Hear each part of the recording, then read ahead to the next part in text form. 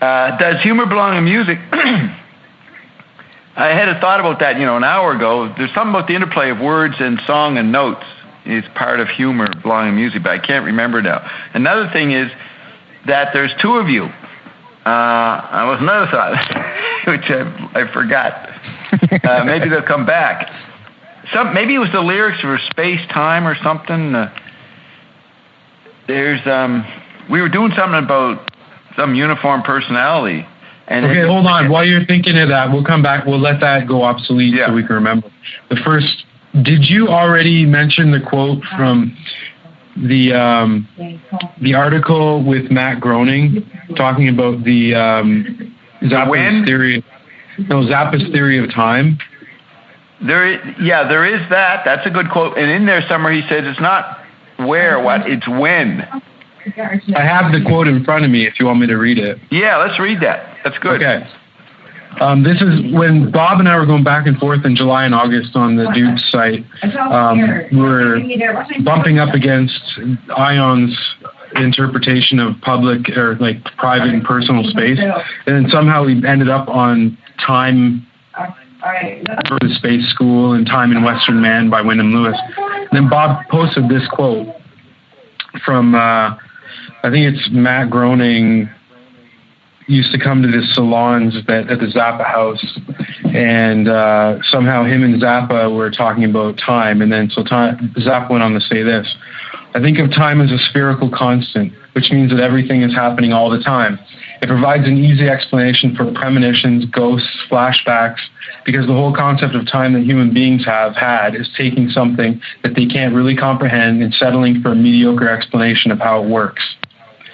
They take a linear approach to it, slice it in segments, and then hop from segment to segment to segment until they die. And to me, that's a pretty inefficient way of preparing a mechanical ground base for physics. That's one of the reasons why I think physics doesn't work. When you have contradictory things in physics, one of the reasons they become contradictory is because the formulas are tied to a concept of time. That isn't the proper model. So in my model, time is a spherical constant, and everything is happening all the time. And we just don't have access to those segments of the sphere that we might want to access. Except on rare occasions where something goes wrong with the human condition or some wiring is changed. In some people, the wiring may be genetically altered, and you may be able to look not into the future, but just look sideways and come up with a glimpse of the way things will be down the road in normal person time, except that you've just seen it now, because it's happening now as well as later. Chad, summarize for me what the essence of that statement is, or what you're attracted to about that. Simultaneity and being in the interval between the time in the space schools or perspectives. So that there's a point of intersection between the horizontal and the vertical, and that's what you're pointing to. He's unifying. I wouldn't say that there's just an intersection. I'd say that the spherical constant, whether you call it the surface of a planet or whatever, that would be, in his mind, more appropriate image of time, would be spherically. Because then you're connected to everything. Because if I'm on this point on top of the Earth, I can just drive around to go to another point of it. So the other point on Earth could actually be another point in what we call time. So I could drive from here, where I have this house that I'm in, and drive over to another simultaneous happening where I have a household set up over there and a different family, and I went to a different school and everything, a whole different context. Well, you're talking about an intersection between parallel worlds?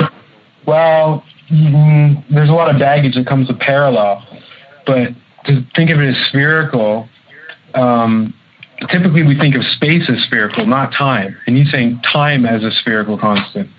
So he's taking the aspect that the cliche of space, like on Earth, for example, spherical shaped objects, and he's juxtaposing it with time and meshing them together to create time as a spherical constant. Where everything is happening all the time on its surface or on its inner ceiling, or however you want to look at it, but it's spherical rather than linear. So he's saying there is time, but it's not this linear thing that we think it is. Are you familiar with the idea of time as a spiral, in which it is either spiraling down to a point or spiraling into larger cycles? You mean simultaneously spiraling? It's still circular, but but on the spiral, it could be spiraling out into a larger spiral or spiraling down into a smaller concentric cycles. Well, you could do that on a sphere. You could, if you start at the top of the sphere, wherever the top is. Oh yeah. And you start circling. You go from the small sort of circumference, and the circumference increases. Your radius increases, actually. Right. So your radius is continually expanding as you circumnavigate the globe, as you're going around. If you can envision that in a spiral kind of pattern.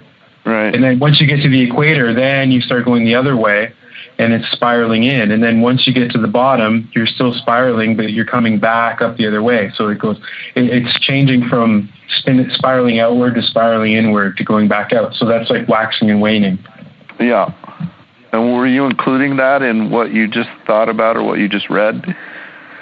I didn't think of the spiral aspect. As soon as you brought up the spiral, I envisioned that motion over the surface of the sphere.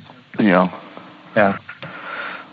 So it's also a constant in his music as well. Like you'll hear in the Roxy CD, where, what is that song? Pygmy Twilight. There's this one sequence of like 3 songs. There's Pygmy Twilight, You Never Wash That Thing.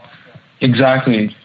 And there's these runs on with the percussion that when I listen to them, all I can feel is a spiral, where it's like,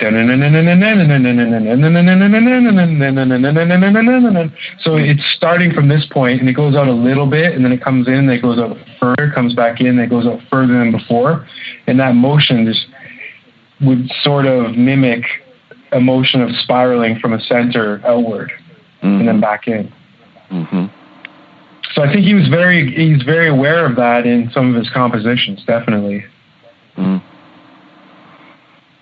It's tough to talk about these things because, musical discussions don't typically get that articulate with regards to the geometry of the music they're describing.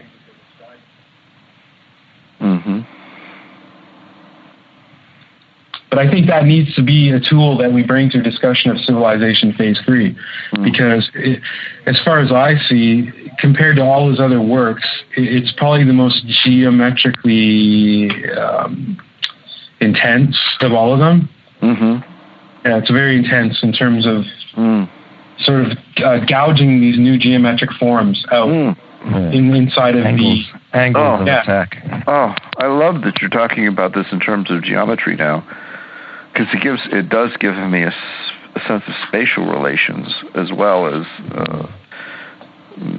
musical tonalities. Yeah.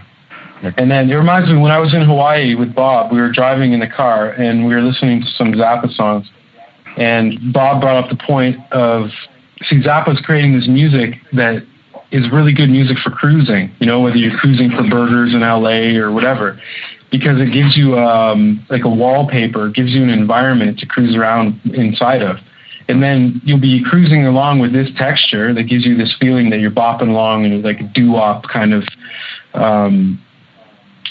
motif. And then all of a sudden he changes up and you're somewhere else. You're in Inca Roads kind of territory where you're out in the desert and the aliens are looking for a place to land their ship, like it's just these different wallpapers that he keeps dropping. So I think there's a huge spatial component to all of his work, but when he gets to Civilization Phase 3, I think he's putting it so blatantly in our faces to point to the spherical aspect where time and space, in his opinion, sort of converge.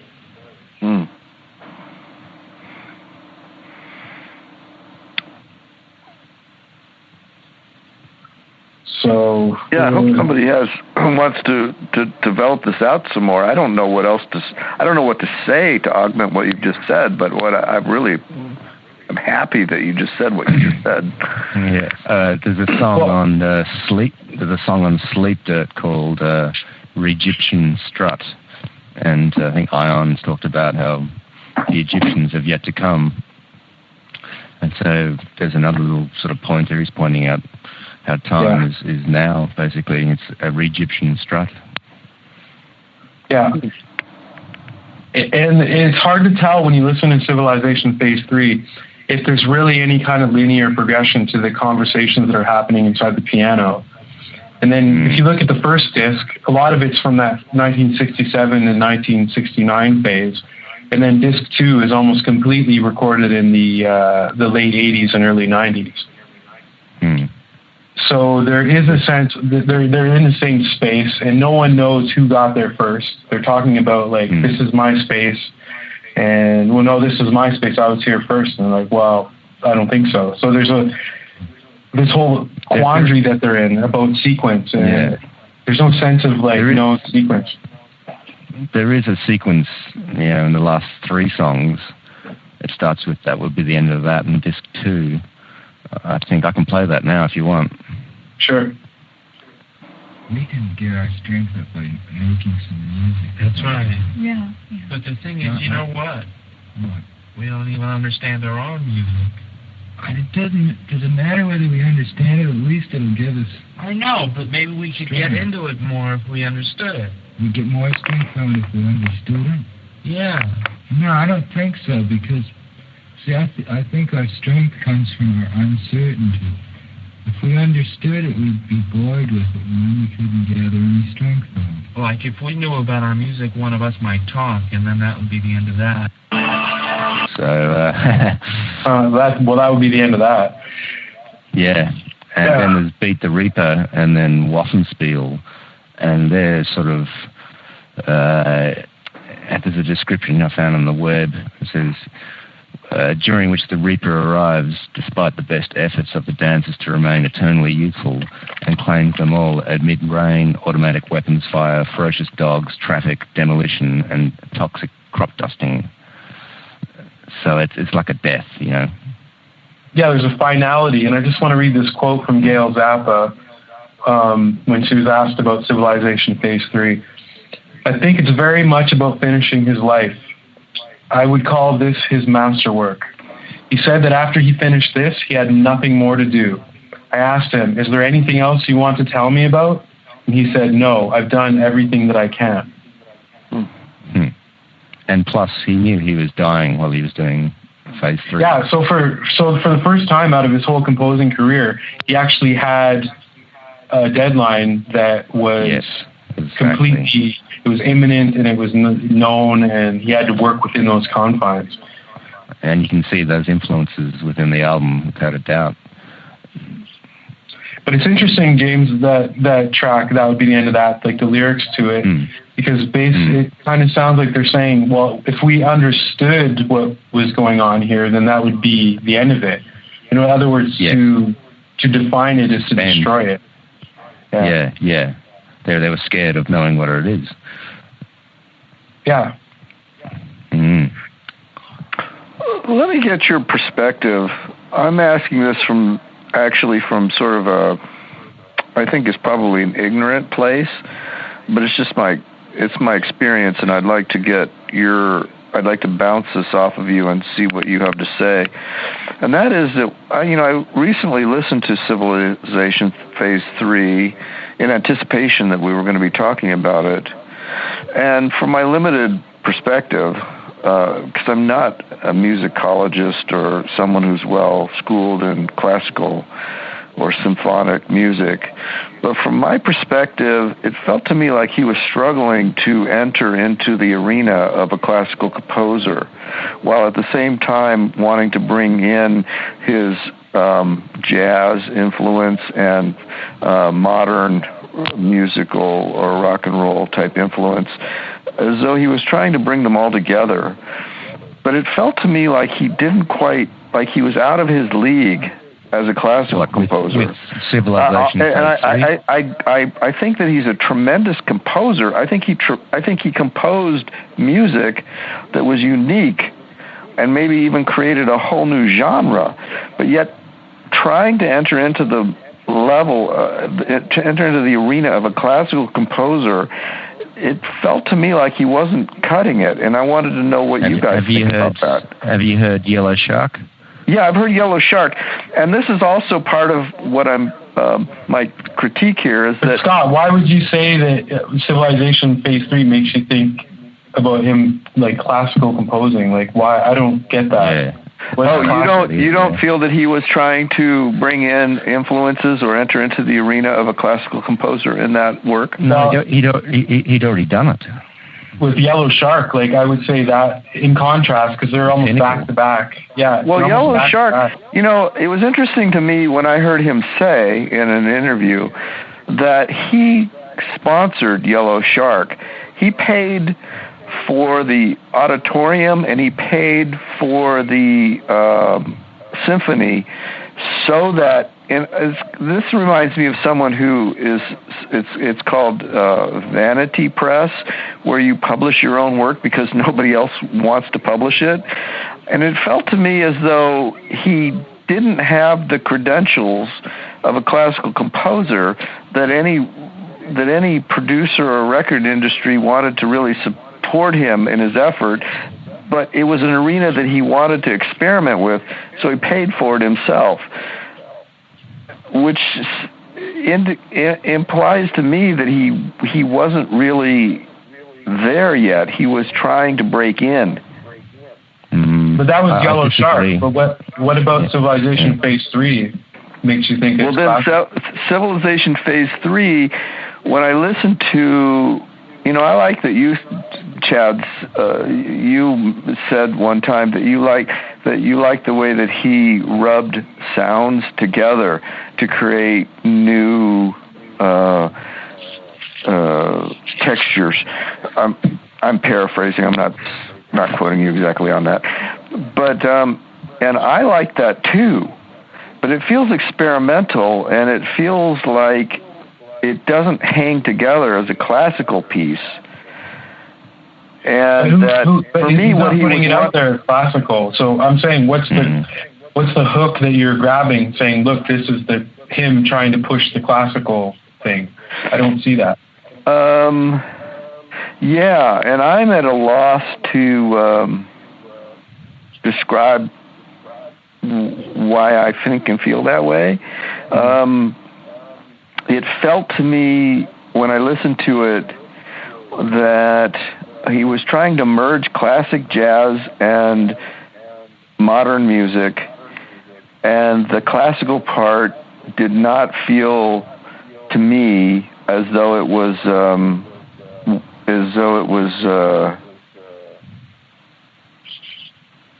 as though he had entered into that arena of being a great classical composer. But what's the classical to me part? Like he was striving to do that, but he didn't make it. And I can't justify why I thought that. It's just what I thought when I listened to it.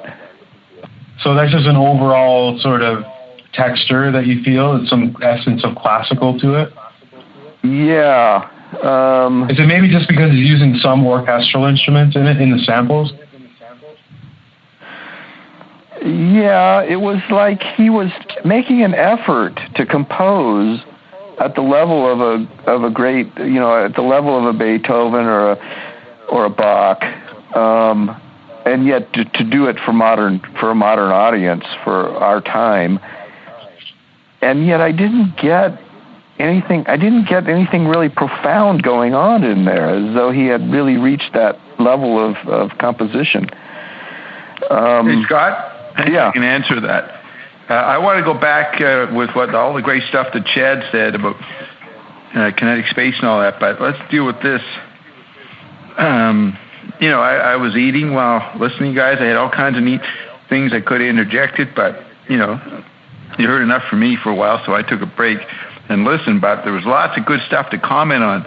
But Zappa I would say this, Zappa was going to do every kind of music.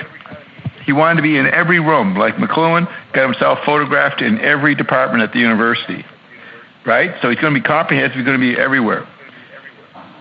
He had to do the classical thing as part of the things to do, but it would not lead anywhere.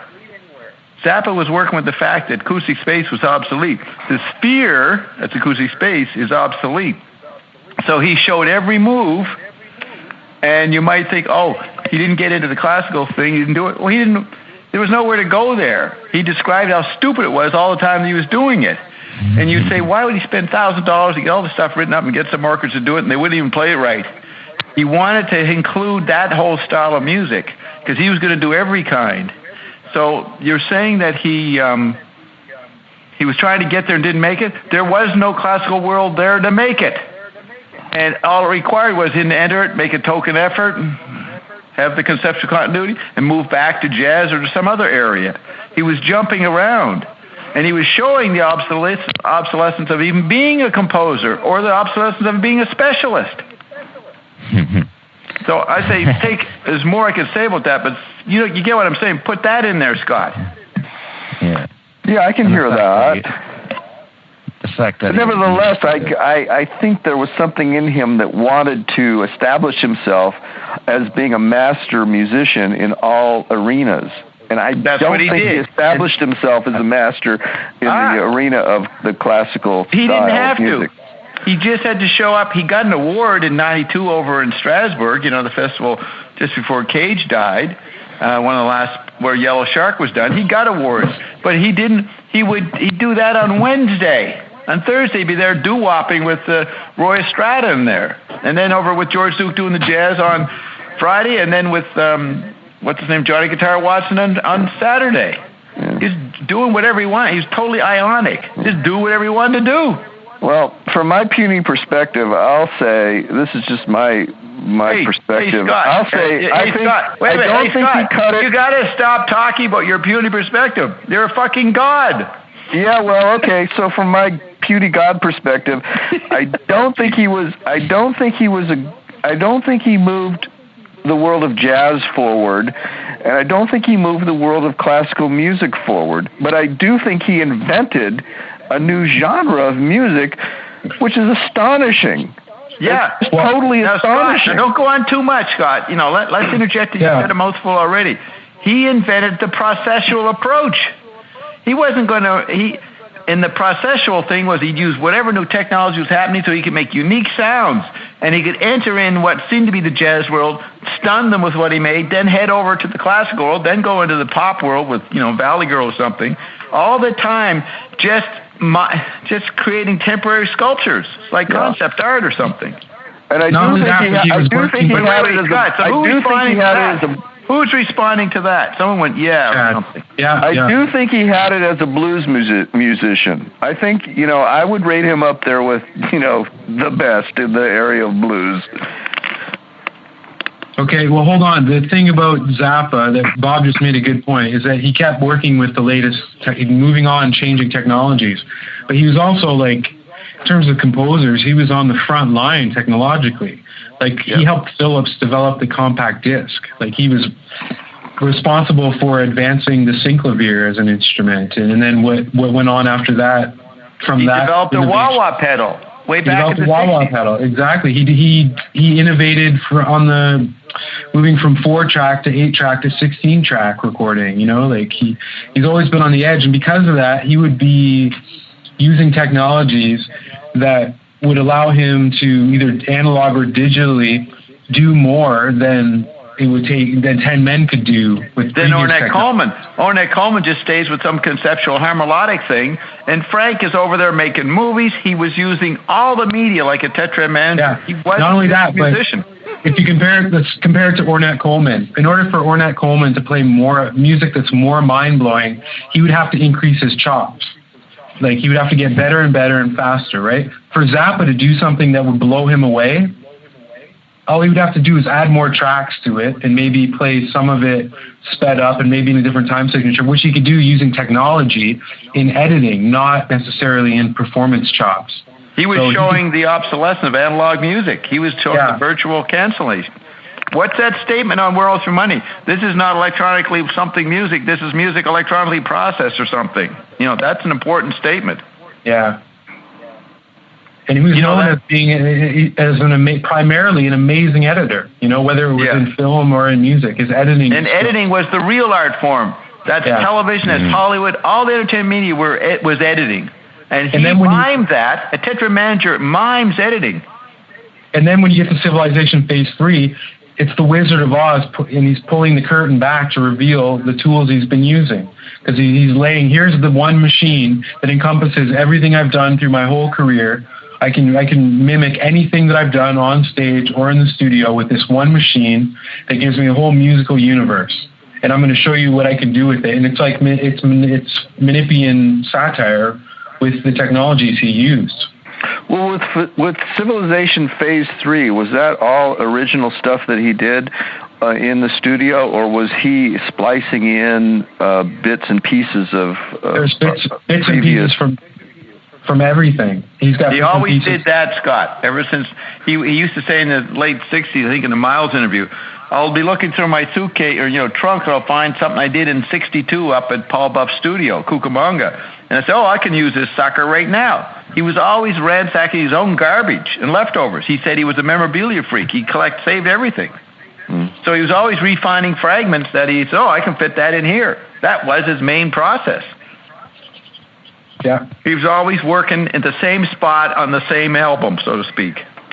Yeah, and I read an interview with him, 5 years ago. I don't know when the interview was from, but I haven't read it recently. I don't remember exactly where it is.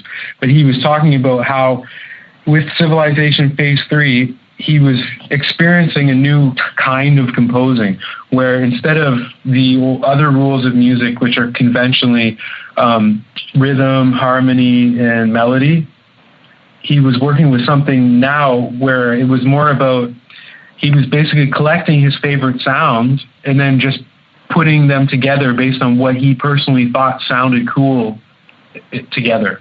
So it's like, okay, I've got this sound of this, someone's crinkling tinfoil. Oh, it'd be really cool if I had water dripping behind that, So it's almost like he's decorating the space rather than working with that other triad that composers had traditionally worked with.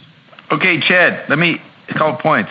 He puts out a little rubber, vinyl thing in some magazine in the 70s that he's all about decorating time. That's a response to you decorating. He did say that. Okay.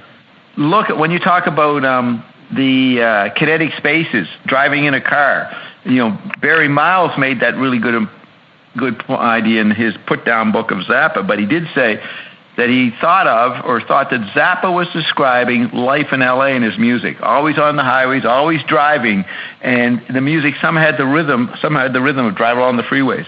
Okay, let's take that as kinetic space. He says in Hot Rats, a movie for your ears. There's a visual and the ear. Then he said that I began by drawing my music when I was a kid. So you look at it, he's covering every sensory dynamic and then showing the process of how coherent consciousness is made. Now, what's interesting is that McLuhan spelled it out more than Zappa could say it. McLuhan would say, this is kinetic space, that's visual space, that's the spherical, that's acoustic space. McLuhan described every sense and then the technological extension and then show its coherency in our world today that people didn't notice. Zappa acted out with modern technology that McLuhan couldn't do. And Zappa would have inklings in his statements. He was like a fucked up student of McLuhan who said half of what McLuhan said. McLuhan defines it, Zappa fucking performed it. Yeah, he applies it. Yeah, with the latest technology, and therefore he's more prominent than McLuhan because he's out there with concert stadiums and in the mix of it all. Right. And Zappa, McLuhan gets one little TV special and he's just a professor. So Zappa is showing kinetic spaces, olfact, smell, playing with he would take pop culture like hippies and then play off the smell dynamic and make that into Stinkfoot.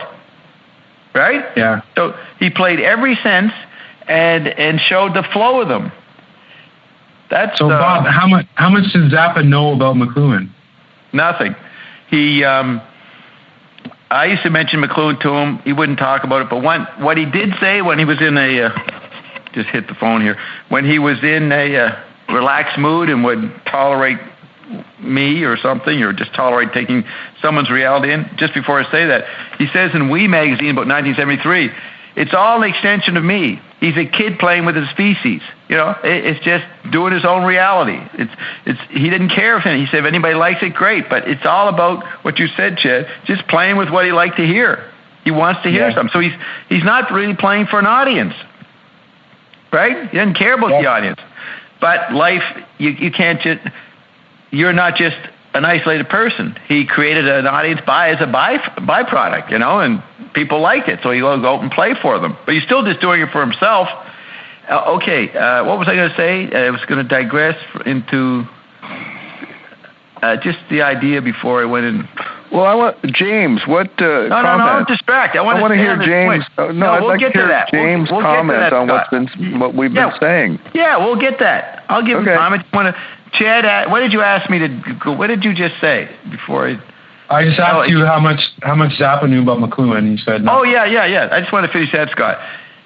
So he said that he read The Medium is the Massage on the plane one time in 67, 68 when it came out. So he actually was tuned into the present. That was a fad to read that book in 67, 68. He said he read that book. The next day is 1985, March 15th. The Stephanie McLuhan documentary just come out on PBS in 84, and then it was replayed in early 85, and he saw it. And he says, you know, you're talking about McLuhan a lot, Bob. I watched him on that show, and the documentary has an excerpt when he's on TV Ontario talking to Mike McManus in the late 70s, and McLuhan looks a little odd there. So I think that's the only footage in there of him seeing McLuhan talk. So he says, I was watching McLuhan, and it seemed like he wasn't all there.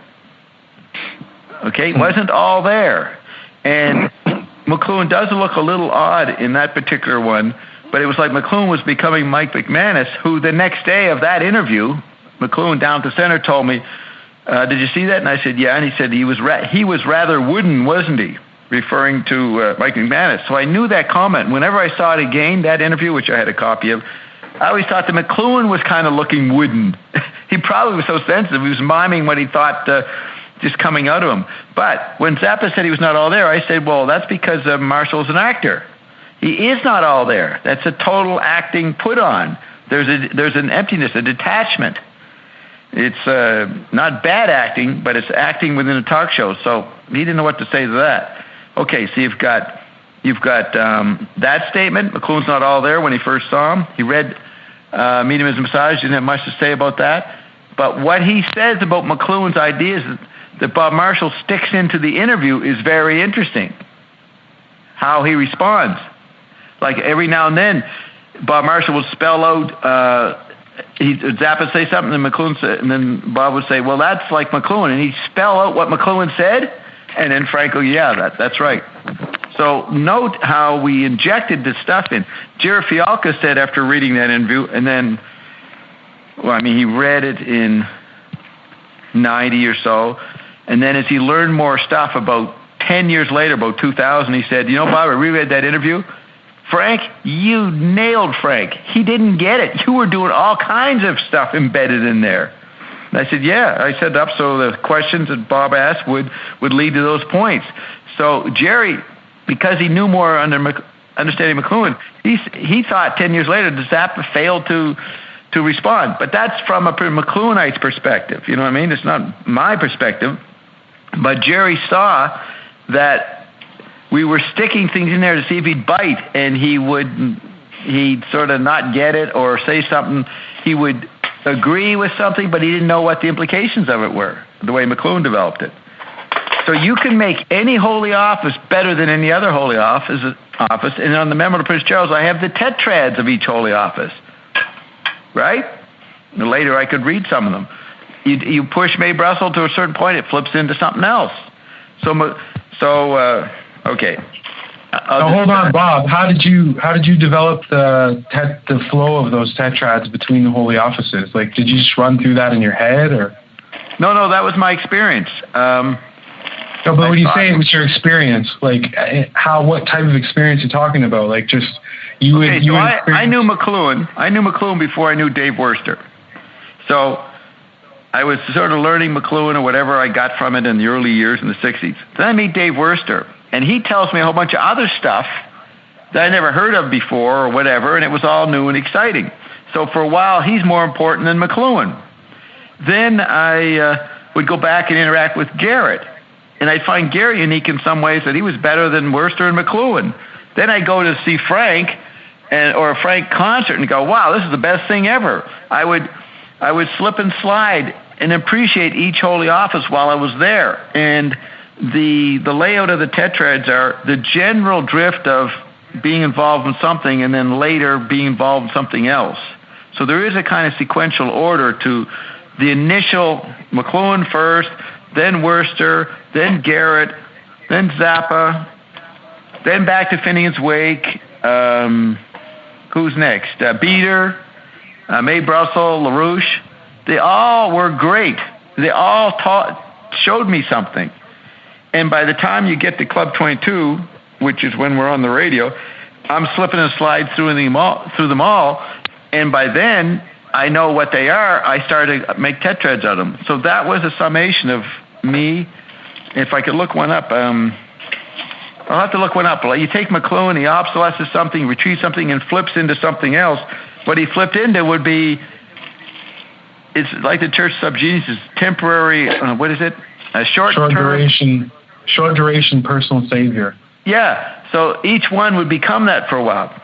Like I would leave Toronto and be sick of McLuhan, and then I'd really love Garrett.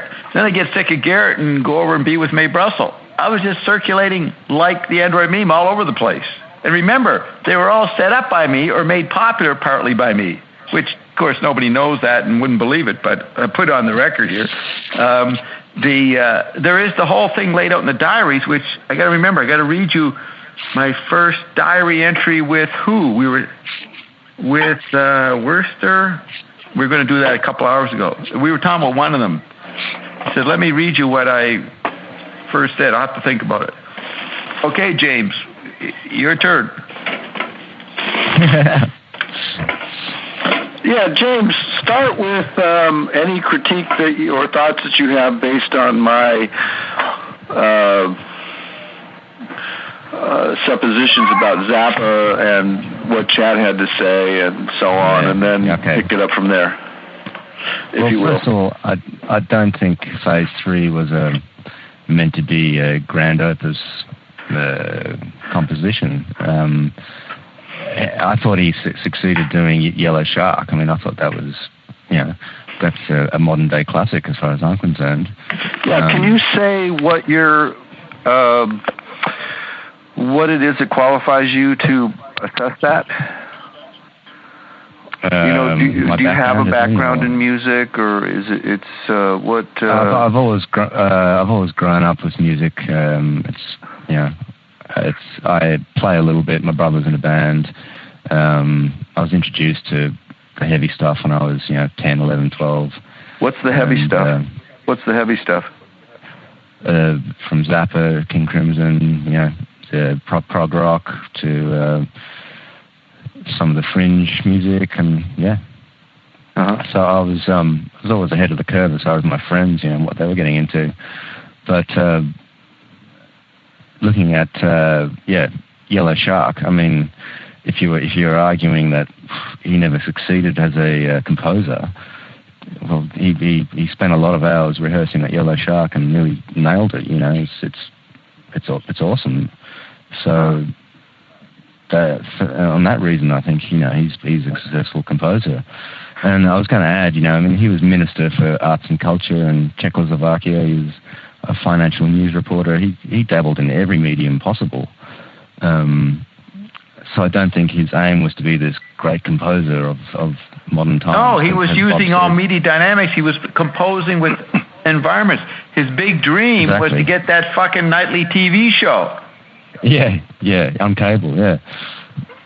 Yeah, so, and have Daniel Shore as his thing, he was going to improvise on the news. Look at that. That tells you so much. And if you read how his plan for DFA, have you read the autobiography, Chad? Yeah, I did. If you have it there, get out and just read how he describes DFA. It's total tetrad management while doing a concert. Remember, he was going to start marketing, if I remember, he was going to start marketing T-shirts about the concert in the middle of the concert and broadcast that into the 92 Olympics or something. Yeah, here, I'll read a summary of it. Hold on. Yeah. Frank Zappa would have proposed to write, produce, and direct a special entertainment event for the conclusion of the World Cup football finals in the summer of 1990 to be financed by the city of Milan and the Italian Football Committee. It would have been an opera with the premiere performance in the La Scala, broadcast via satellite worldwide. The idea was to produce a script in English, Italian, German, French, Spanish, Portuguese, and Russian. The performance would include dancing in many styles, special effects, and a fashion show. The musical accompaniment would include full orchestral strings, chamber music settings, ethnic, choral, and instrumental setting, executed via digital sampling and digital tape playback, advanced electronic music techniques and rock music, in styles ranging from doo-wop vocals to heavy metal. The music would be partly acoustic, partly amplified, and in some instances mimes to digital playback. Frank Zappa would write the story and lyrics, supervise set design, costumes, and special effects. The city of Milan, through its sister city arrangement with Chicago, would engage the Chicago Symphony to provide the orchestral backing. The La Scala Orchestra would be represented by selected instrumental soloists. The La Scala Chorus would be featured. Frank Zappa was to select a stage director, the orchestral conductor, and the featured vocal soloists, blah, blah, blah. And then he goes, what follows is not this is from the book. This is Zappa's words. What follows is not a complete description of the event, only a collection of ideas to begin with. All material is subject to irrational modification. The theme of the opera is, millions of people believe football is God, but it is said, at least in Torino, God is a liar, or Dio fa. To present this theme, we propose to use a large mechanical version of the marionette character shown in the logo of the Italian Football Committee in the role of football god. This football god marionette is afflicted with an uncontrollable nasal growth syndrome pioneered by Pinocchio and perfected by Reagan. Whenever football god tells a lie, a horrible soft nose grows out of the soccer ball which forms the head of the logo. With each new lie, another monk appears, singing in Sardinian ethnic choral style, struggling to hold up football god's repulsive nose with an inexplicable religious machinery.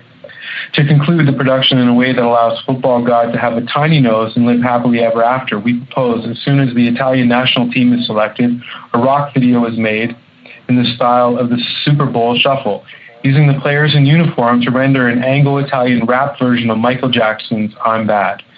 This will be made into an instant hit by all Italian radio and television stations. At the end of the opera, football god sings his hit, and that's in capital, his and capital hit, assisted by the monks, who turn out to be the Italian national team in disguise.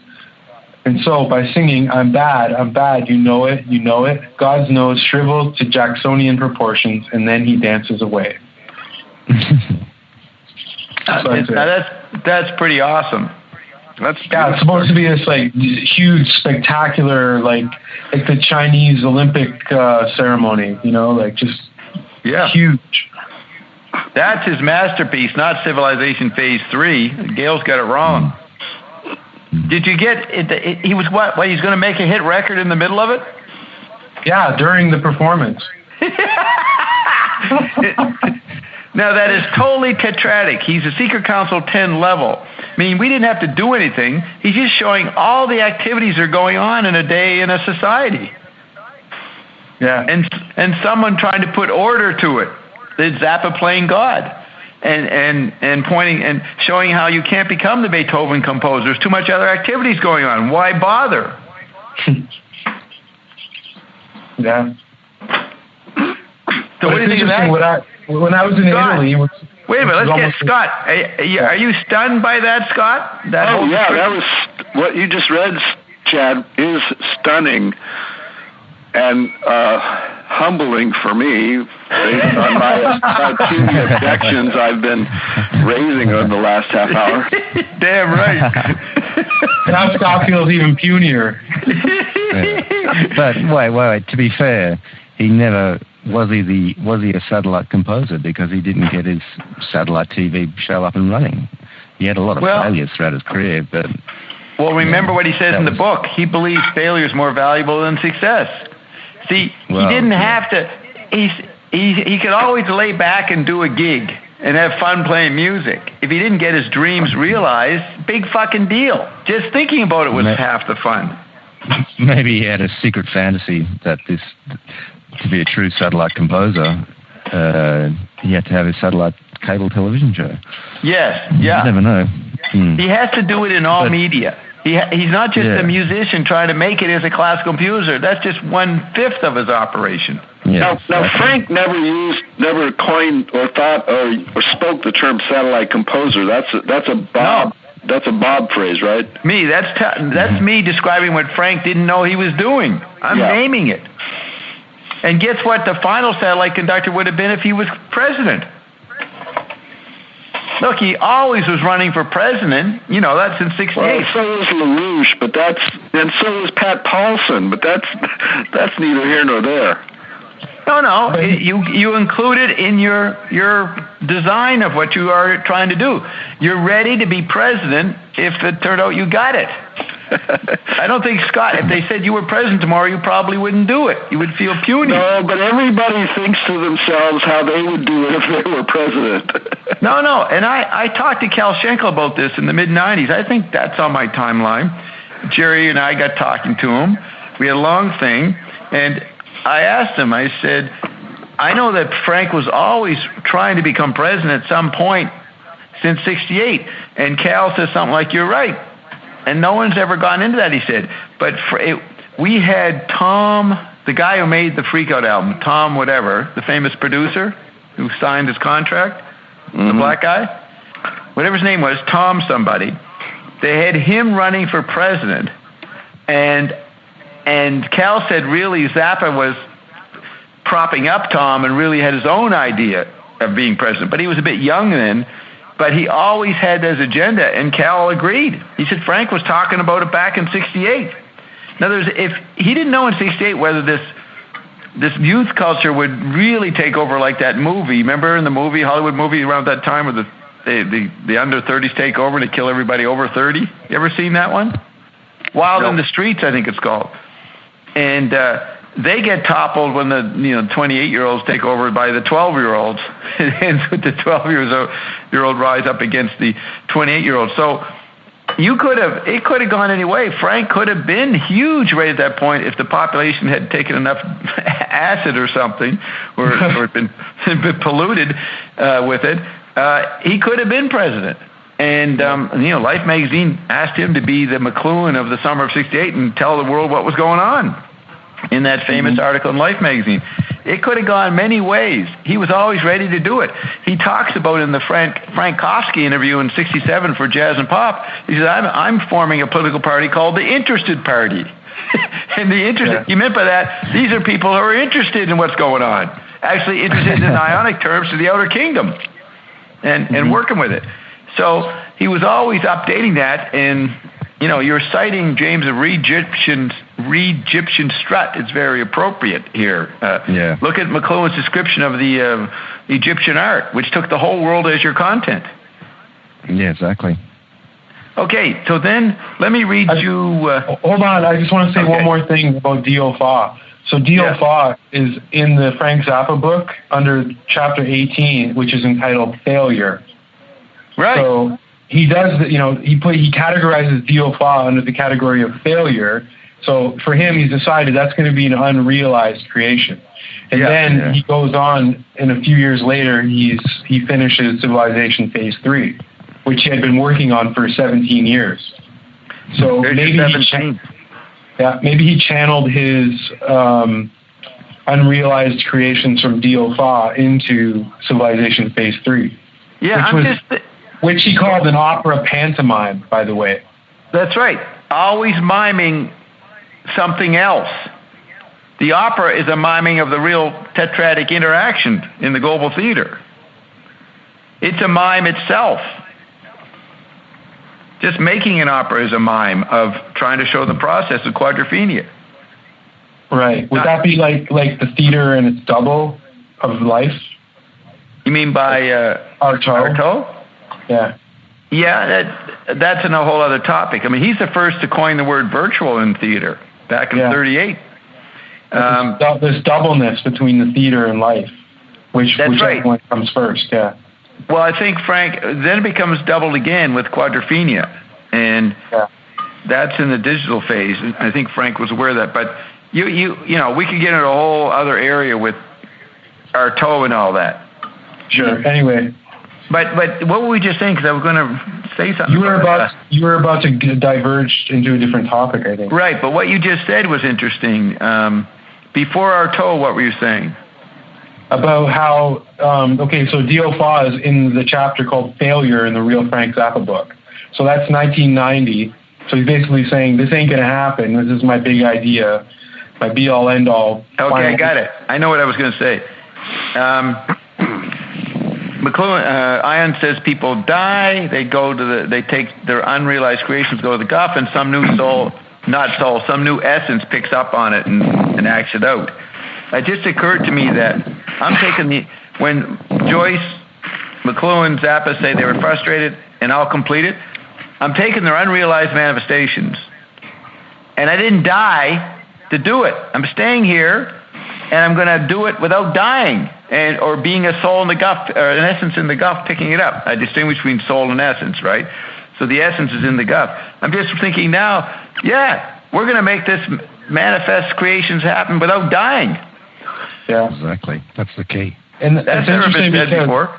Yeah, and the Dio Fa actually means God is a liar, but it could be Bob is a liar, and it could be like the alt-slack Church of the Subgenius are calling you a liar, you know? That's right. Yeah. And you see, people can walk around saying, I'm a god or a goddess. It's a concept, and it alleviates them from feeling insecure in the Christian, whatever they were taught. But to actually recognize what the environments are doing and how you're at the center of it is a whole other matter. And McLuhan understood that he was the center of it. Zappa picked up on it. I know it. And that's how you express God. You get on the CKLN in 1987 and say, I'm here before the Logos. And then you can still play and be a kid and be an idiot there and take stupid phone calls while being a God. That's the comprehensive point of God lies for 5 minutes, then he tells the truth for 5 minutes. Then he lies again. Mm-hmm. Then he turns on the TV. So here's some tetrads. Under rhetoric, this is on the Memoir of Prince Charles, 1992. When you enhance McLuhan, you're enhancing the art of rhetoric. You obsolesce LaRouche. You retrieve Frank Zappa. And then when you push McLuhan too much, you head over to Mae Brussel. All right. Grammar. Enhance Herbert Armstrong's biblical analysis, the art of scriptural grammar. You obsolesce Zappa. They fuck his secular humanism. I'm into the Bible right now. I like the Bible. It's interesting. And Herbert's really good at talking about it. Makes interesting patterns. And that retrieves LaRouche. And LaRouche gives a little bit of a more sophisticated angle around Bible themes than Herbert does. But then you push Herbert to extreme, you flip back into McLuhan. McLuhan's exegesis of the Bible is more interesting because he's pointing out the crisis of the alphabet. And then I could go on. You enhance LaRouche, you obsolesce Garrett Dean. Garrett Dean is too private and theatrical and performance artist, kind of whack job hanging out with prostitutes and homeless people. And LaRouche is taking on the responsibility of state-level environments. You obsolesce Herbert Armstrong, and you push LaRouche to the extreme, you flip into Beater. And Beater gives a whole bigger picture than LaRouche. And on it goes. And to the last one. You enhance Club 22. You obsolesce the number 7. You retrieve 18 and push to extreme, you end up in 14. And Jerry Fialka and Mark, what's Mark's last name, Scott? Free. Mark Free and Jerry recognized that they were a Bob environment, not Toronto, which was Club 22, Run 2. They realized, well, we're on the Pacific Ocean, we're Club 14. So Club 14, you flip Toronto into LA. And I went from Toronto to LA before we went to New York. So, and while there, I created Club 14. Hey, Bob, I just realized something. Civilization Phase 3 was released in April of 1995. And when I was given Bob's Media Ecology tapes was May 1995. Wow. So like at the beginning of May. I bought Phase 3 in winter of December '94. Yeah. Right. So what I'm saying is, it was Civilization was released at the same time that Bob's tapes found me. So it's interesting that I didn't even know about Civilization Phase 3 until like probably the year 2000. It's just funny that it being released at that time, it didn't make its way into the circle of people who I was hanging out with, who did listen to avant-garde stuff, and there was a lot of people I hung out with who were into Zappa, and that thing didn't make it into my hands, but Bob's tapes did. And that's the reason you're a success today. If you'd gotten Civilization Phase 3, you wouldn't be here with us today. You'd be some successful musician, doing the soundtrack for Peter Zosky or something. Yeah. You know what I mean? You wouldn't be amateur and open as you are now. Right. Yeah. Be specialized. Yeah, you'd be specialized if you got Frank. My stuff fucked you up. It was too fucking broad and incomprehensible. It distracted you more. Yeah. Incomprehensible. Yeah. It's something you mulled over for 15 years. Yeah. Okay, here's something. A recent letter from somebody going on about this and that, about Ion saying this and that, and said, I just want the truth, Bob. I can handle if you tell me that the whole thing is a fraud and that you and JW are con artists scamming the unsuspected. That's all. Oh, God. Okay. I just want the truth, Bob. That's all. I can handle it if you tell me that the whole thing's a fraud and that you and JW are just con artists scamming the unsuspected. Yeah, but they'll be back next week anyway, Bob. That's right. No, that has happened. It's already happened. It's very entertaining to be at headquarters like this and getting these things coming. It's that fucking incredulity again. Yes, that works well. Hey, it's the best con ever. If it is, it's the best con ever. Yeah, it's the best con ever. It's Connie. It's Connie land. Lockdown con rule.